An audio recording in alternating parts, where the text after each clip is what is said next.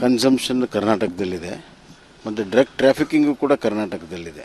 ಇದಕ್ಕೆಲ್ಲ special squad ಮಾಡಿ ಎಲ್ಲ ಕೂಡ ನಾವು ಮಾಡಿದ್ವಿ, ಈಗೂ ಕೂಡ ಮಾಡಿದ್ದಾರೆ. ಆದರೆ ಪೊಲೀಸರು ಭಯ ಇಲ್ಲ ಒಂದು, ಮತ್ತು ಹಲವಾರು ಪ್ರಸಂಗಗಳಲ್ಲಿ ಇವರು ಪೊಲೀಸರು ಈ ಕೇಸ್ಗಳನ್ನ ಹ್ಯಾಂಡಲ್ ಮಾಡೋದು ನೋಡಿದರೆ ಅವ್ರಿಗೆ 24 ಗಂಟೆಯಲ್ಲಿ ಕೆಲವ್ರಿಗೆಲ್ಲ ಬೇಲ್ ಸಿಗ್ತಾ ಇದೆ. ಅದಕ್ಕೆ ಒಂದು ಸ್ಪೆಷಲ್ ಕಾನೂನಿದೆ, ಅದನ್ನಾದ್ರೂ ಬಳಕೆ ಮಾಡಬೇಕಾಯಿತು. 1988ರ ಒಂದು ಕಾನೂನಿದೆ, ಅದನ್ನು ಕೂಡ ಸರಿಯಾಗಿ ಬಳಕೆ ಮಾಡ್ತಾಯಿಲ್ಲ. ಆ ಕಾನೂನು ಅಡಿಯಲ್ಲಿ ಆದರೆ 1 ವರ್ಷ ಮಿನಿಮಮ್ ಬೇಲ್ ಸಿಗಲ್ಲ, ಅವ್ರಿಗೆ ಒಳಗಡೆ ಹೋಗ್ತಾರೆ.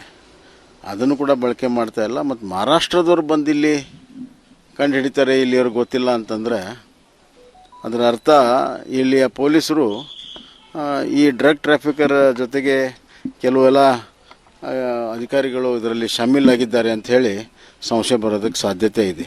ಒಟ್ಟಾರೆ ಈ ಸರ್ಕಾರ ಡ್ರಗ್ಸು ಅಲ್ಲಿ ಕಂಟ್ರೋಲ್ ಮಾಡೋದ್ರಲ್ಲಾಗಲಿ, ಡ್ರಗ್ಸ್ ಕನ್ಸಂಪ್ಷನ್ ಇದು ಮಾಡೋದ್ರಲ್ಲಾಗಲಿ, ಎಲ್ಲ ಕಾಲೇಜು ಎಲ್ಲ ಇದರಲ್ಲಿ ಇವತ್ತು ಇನ್ಕ್ಲೂಡಿಂಗ್ ಹಾವೇರಿ ಜಿಲ್ಲೆವರೆಗೂ ಇವಾಗ ಬಂದುಬಿಟ್ಟಿದೆ.